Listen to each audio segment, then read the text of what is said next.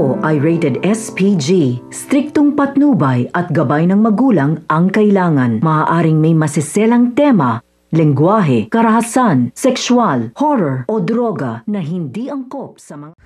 Mabibigyan na nga rin ng hustisya ang nangyaring masama nga dito kay Ikit nang masunog nga ang kanyang kalahating muka dahil sa kagagawan nga nito ni Soraya.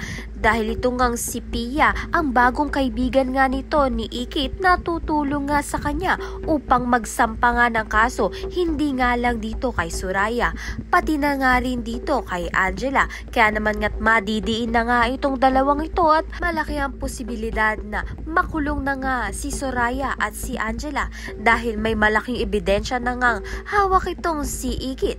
Samantalang ito ngang si Mayumi ay makakalaya na nga dahil sa tulong nga ng isang tauhan nga nito ni Soraya.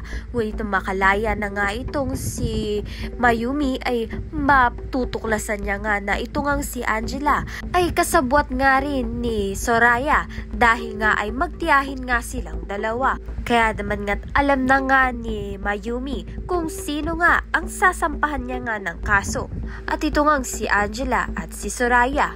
Tuluyan na nga kayang makalaya itong si Mayumi at matulungan na nga siya ng kanyang mga anak at makabalik na nga siya sa kanyang asawa. At ito ngang si Ikit ay mabigyan na nga ng hustisya ang nangyari sa kanya.